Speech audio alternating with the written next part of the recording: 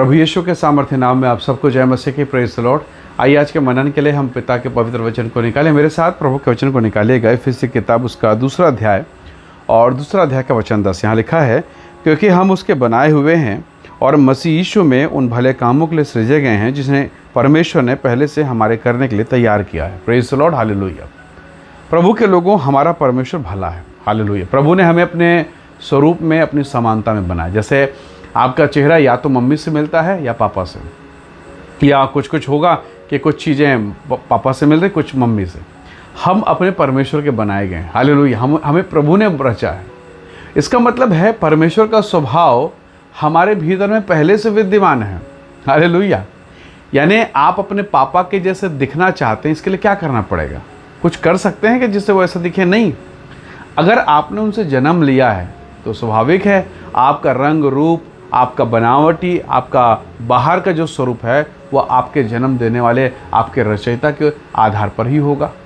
इसका मतलब अगर प्रभु ने आपको बनाया है तो आपके भीतर में भला परमेश्वर है, उसका स्वभाव, उसका गुण तो है, हालेलुया। यानी मेरा परमेश्वर भलाई वाला है, मेरा प्रभु चंगा करने वाला, मेरा परमेश्वर आशीष देने वाला है। और बाइबल कहती है हम भले काम के लिए बनाए गए हैं और मसीह यीशु में हम इसीलिए सृजे गए हैं ताकि प्रभु हमारे जीवन में भला काम करें और हम दूसरों के लिए भलाई को प्रकट कर सकें, हालेलुया। प्रभु के लोगों, यदि आप में से कई ऐसे लोग होंगे, आप में बहुतों के जीवन के लिए भलाई किया, पर हुआ ये कि उन्होंने आपके साथ बुराई की, आपका अपमान किया, आपको नुकसान पहुंचाया, आपसे झूठ बोला गया, आपका दिल टूटा है, आप कई रात रोए हैं। आप कई बार ऐसा लगता होगा कि इसने मेरे साथ ऐसा कैसे कर दिया, मैंने कभी सोचा नहीं था। कई ऐसी विषम परिस्थितियाँ, परमेश्वर के लोगों याद रखिएगा, ये तमाम परिस्थितियाँ जो आपके चारों तरफ दिख रही है, इन सब के बावजूद आपका परमेश्वर आपके जीवन में भलाई पैदा कर सकता है। वो भला परमेश्वर है और आप उसकी भलाई की सामर्थ पर भरोसा करें। क्यों? क्योंकि जब आप परमेश्वर के साथ चलते हैं, देखिए प्रभु ने कहा चोर चोरी करने, घात करने, नष्ट करने आता है। चोर का काम ही वही है कि वो घात करे, नष्ट करे, पर परमेश्वर का स्वभाव वो जीवन दे, हालेलुया। याद रखिए, एक सुअर जो है वो कभी भी हरी घास को खाने के विषय में या हरी हरी घास में लौटने, उसमें बैठने के विषय में कभी सोच सकता ही नहीं, कभी नहीं, क्योंकि वो सुअर है। उसको पता है मुझे रहना कहाँ है, उसे मालूम है। मैं भारत के संदर्भ में मैं बात कर रहा हूँ, आपको इस चीज़ सीखना है, उसको पता है मुझे कीचड़ में, गंदगी में रहना है। पर क्या कभी कोई भेड़ सोचेगी मुझे नाली में रहना है, मुझे गंदा चीज़ छूना है, उसको खाना है? कभी नहीं। उसके स्वभाव में, उसके जनरेशन में कभी नहीं आएगा, उसके बच्चों में भी ये स्वभाव नहीं आएगा। क्यों? क्योंकि उसका निर्माण ही अलग तरीके से हुआ है। क्या आप जानते हैं आपका निर्माण स्वयं परमेश्वर ने अपने हाथों से किया। मेरा और आपका निर्माण बड़े अजीब तरीके से, बहुत अद्भुत तरीके से किया गया।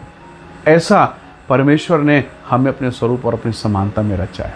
परमेश्वर के लोगों, बहुत बार आप निराशा में होंगे। बहुत सारी बहनें हैं जो संदेश को देती, मैं आप लोगों का कमेंट जब पढ़ता हूँ, मैं बराबर आप लोगों के लिए दुआएं करता हूँ, प्रार्थना करता हूँ, और अच्छा लगता है कि जब आप अपने विचारों को शेयर करते हैं। बहुत सारी बहनें जो पीड़ा में हैं, परेशानी में, पति, बच्चे, बेटी, कई प्रकार की तकलीफ़ें, कई बार तो ऐसी भी परेशानी जिसे आप शेयर नहीं कर सकते, लेकिन एक व्यक्ति जिसे आप सब कुछ बता सकते हैं, और वो आपका परमेश्वर है। और वो परमेश्वर तमाम बुराई से घिरे रहने के बावजूद वो आपके जीवन पर अपनी भलाई को प्रकट करेगा। यूसुफ निर्दोष था, कोई गुनाह नहीं, कोई गलती नहीं, फिर भी वो बंदीगृह में था। वर्षों तक वो बंदीगृह में सड़ता रहा। कौन उसको छुड़ाता, कौन उसको जमानत देता, कौन उसको बाहर निकालता? और यदि कोई ये कह दे कि ये लड़का, ये यूसुफ सपना देखने वाला मिस्र देश का प्रधानमंत्री, कौन मानेगा? लेकिन क्या प्रभु ने ये नहीं किया?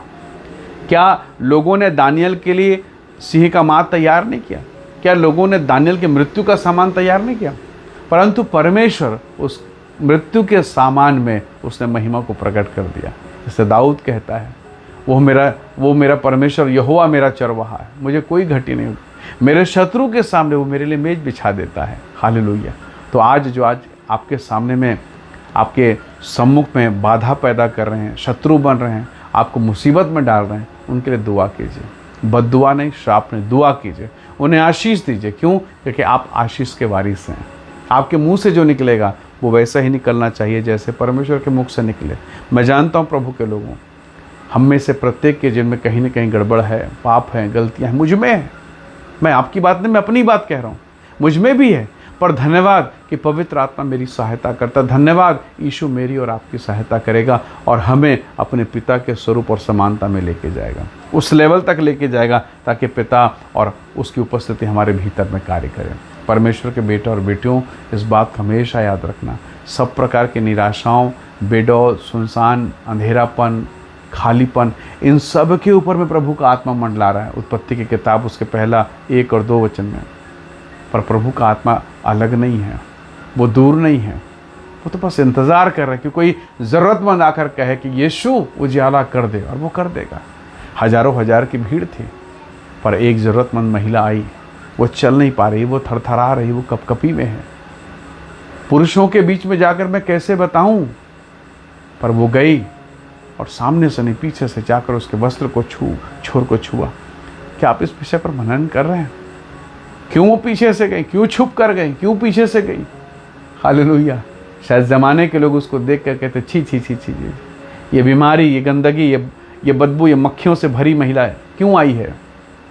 पीछे से जाकर छू लिया। धन्यवाद, उस पीछे में जो महिला थी, यीशु को जब उसने छुआ, यीशु ने उसे सबके सामने ला के खड़ा कर दिया। आज आप पीछे पड़ गए होंगे, किसी ने आपको पीछे धकेल दिया होगा, किसी ने आपका हिस्सा, बहुत सारी चीज़ें छीन ली होगी। कोई दिक्कत नहीं, कोई परेशानी नहीं, कोई समस्या नहीं।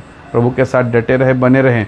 परमेश्वर आपको ऊंचा करेगा, प्रभु आपको ऊंचा और ऊंचा करेगा और सबके सामने लाकर खड़ा कर देगा। और आप भी दाऊद के समान उछलते कूदते कहेंगे, यहोवा मेरा चरवाहा है, शत्रु के सामने मेज बिछाता है। हालेलुया। इसलिए प्रभु के लोगों, आप परमेश्वर के स्वरूप में बनाए गए हैं, उसकी भलाई को प्रकट करते रहिए, प्रार्थना में बने रहिए और विषम परिस्थितियों में भी आनंदित होइए। याद रखिएगा, अक्सर ये कहा जाता है, कीचड़ के बीच में ही कमल पैदा होता है। हालेलुया। सो प्रभु के लोगों, आप परमेश्वर के बेटा और बेटी हैं, उसकी खुशबू फैलाते रहिए, प्रभु का काम करते रहिए, निराश मत होना, परमेश्वर पर बने रहना। प्रभु आपको अपने समय पर ब्लेस करेगा, बहुत आयत के साथ में। हालेलुया। आइए दुआ करें। सर्वशक्तिमान परमेश्वर, आपने अपनी भलाई के लिए, अपने अनुग्रह के लिए हमें रचा है प्रभु, शैतान इसे बिगाड़ने ना पाए। जो लोग पीड़ित, दुखी, हताशा, निराशा, डिप्रेशन में हैं, वे सब यीशु के नाम से आशीष, अनुग्रह, शांति और चंगाई को प्राप्त करें। इनके घर में, इनके परिवार पर दया कर प्रभु जी। इस संदेश को जो सुनते हैं, वे सब यीशु के नाम से आशीषित होने पाएँ। धन्यवाद पिता, प्रार्थना सुनने के लिए प्रभु यीशु के सामर्थ्य नाम से मांगते हैं। आमीन, आमीन। प्रभु आप सबको बहुत ऐसे आशीष दे। परमेश्वर का अनुग्रह आपके साथ हो। Praise the Lord. जय मसीह।